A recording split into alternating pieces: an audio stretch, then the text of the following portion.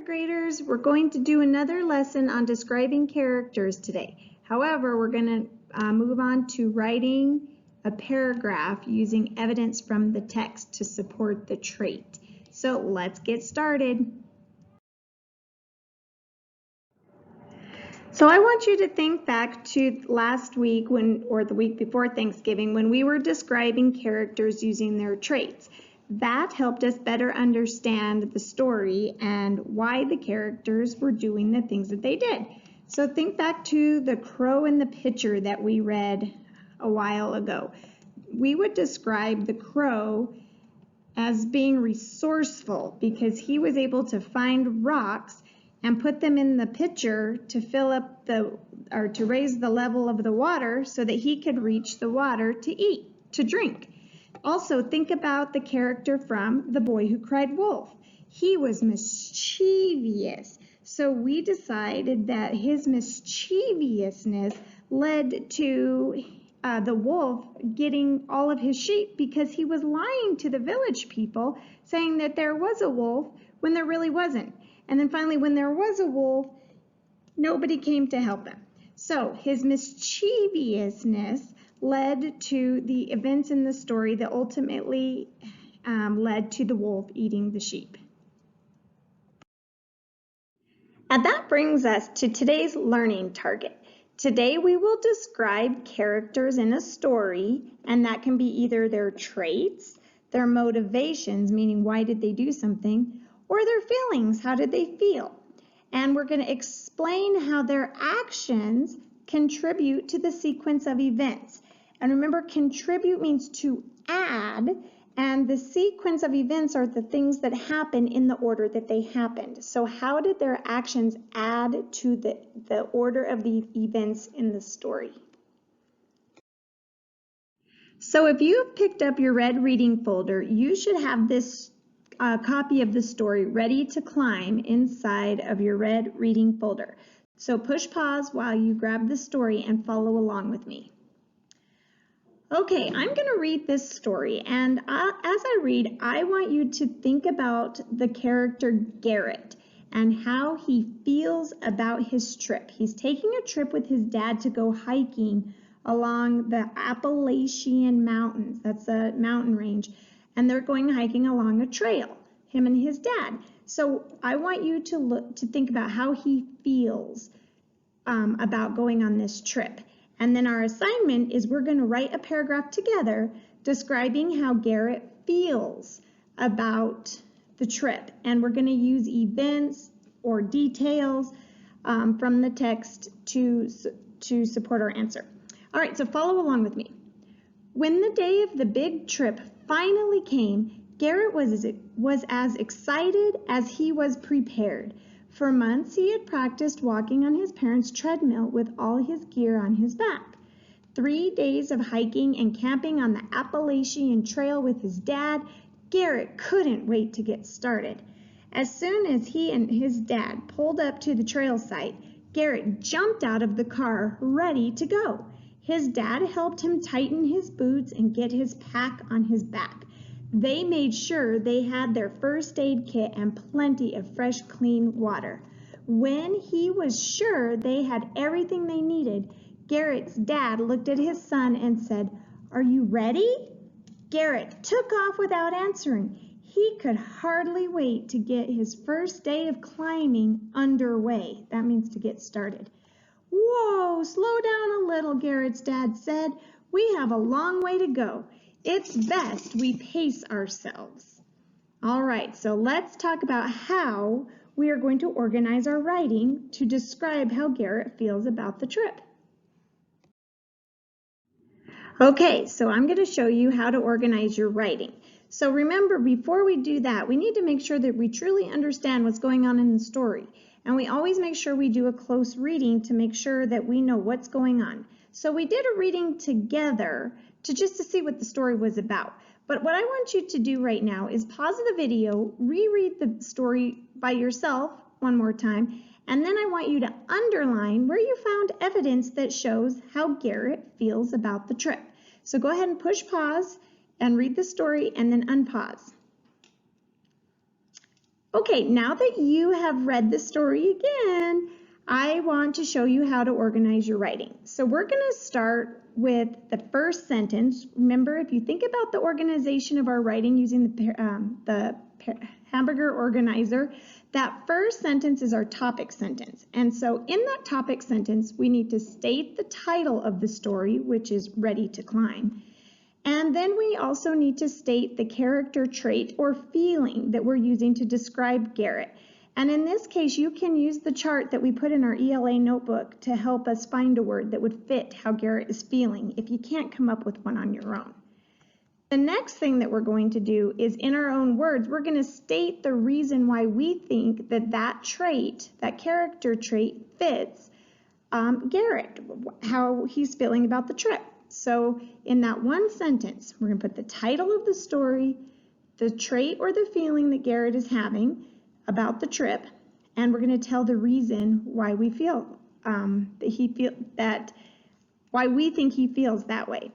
And then, of course, we're going to back up our the way we think Garrett feels with evidence from the text, which you should have underlined already. So if you didn't, go back and underline evidence to show how Garrett feels about his hiking trip with his dad. Okay, I'm going to make your assignment today for reading very easy. We read the story together, and now we're going to write this paragraph together. So make sure you have a piece of lined paper with you, and I gave you some sentence stems and some blanks in the paragraph, but we're going to fill those in together. So all you need to do is work along with me, and your assignment will be done for the day. Okay, on this slide, I show how I want you to organize your writing. Remember, I said before that we need to first state the title of the story. So on your paper, I want you to write the sentence starter. In the story, do you remember what the story was called? You're right, Ready to Climb. So write in the story, Ready to Climb. Notice I have it in quotation marks because it's the title of a short story, not a book, so we don't underline it. And also notice that I have capital letters on the important words. So in this story, Ready to Climb, the next thing we need to do is state the character trait or feeling that Garrett is having about the trip. So think for a moment, how do you feel how do you think he's feeling? Let's think of a really good descriptive word. So think for a minute, what could we use to describe him or how he feels about the trip? I think a lot of you might be saying excited. Some of you might be saying happy, but remember we talked about those words. We want some rich words, very descriptive words. So if you said excited, that works. However, I'm going to give you an even a more descriptive word than excited, but it means the same thing, and that word is eager. So Garrett feels, our sentence should start with, in the story Ready to Climb, a word I would use to describe how Garrett feels about his trip is eager. So that means he's really excited, he can't wait, he's really looking forward to this trip. That's what eager means. So that would be a better descriptive word than excited. Now excited works, but eager would be a little more rich. So then we need to state the reason why we think that character trait fits Garrett. So that's why I put the word because. So again, so far our story says, in the story Ready to Climb, a word I would use to describe how Garrett feels about his trip is eager because, okay, think, why is he eager about this trip? What is something we can say in our own words that would make us think, eager would be a good word to describe Garrett? If you said something like, he did a lot to prepare, so he prepared for his trip, and he couldn't wait to start. That's in our own words, and that tells why we think eager would fit Garrett and how he feels about the trip. So the next part, you see another sentence with another blank, and it says, one action that showed he was, and what is our word again? That's right, eager. So we're going to put that again. One action that showed he was eager was. Now this is where we're going to find the evidence from the text. We need to show an event or a detail or an action that shows that Garrett was eager to go on the trip. And there are actually several different pieces of evidence in the text that shows that Garrett was eager. So I chose the one that said Garrett prepared for months for the hike with his gear on his back. And that evidence came directly from the text. And that matches the feeling of being eager because it's showing that he's really working hard for this and he's preparing so that he's ready to go. And then you'll notice the next sentence says, another action, so we're going to come up with a second piece of evidence, another action that showed Garrett was feeling, how was he feeling again? That's right, eager. So we're filling that in again with eager. So another action that showed Garrett was feeling eager was, and this is when we're going to take a second piece of evidence from the text that shows that he was eager. So another one that I picked was, he could hardly wait to get his first day of climbing underway. And underway means to get started. So that's my second piece of evidence from the text that shows what actions he did that I was able to figure out that Garrett was eager about this trip.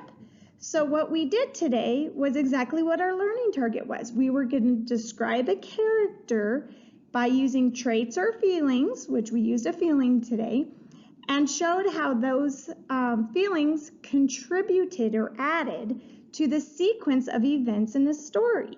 So because he was eager, he did these things in the story. So I want you to think about that every time you read a fiction text. The actions of the characters and their behavior or their personalities, those all add to the events in the story. It makes the story continue going and going and going because of what the characters choose to do. All right, so your assignment for today is, if you didn't finish writing the story along with me, I want you to rewind the video to our paragraph and I want you to finish writing the paragraph.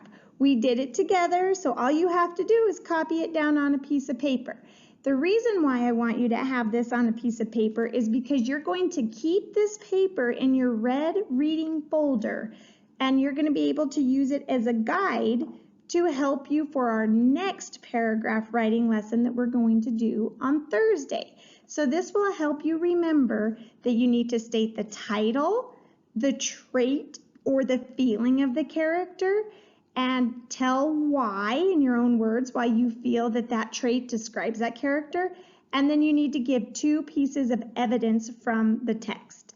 So we are going to work on this all week, boys and girls. So finish this assignment today, put it in your folder, and you're done with the reading assignment for today. If you need more to do, you can always go to iStation or do silent reading. All right, boys and girls, good work, and we'll see you next time.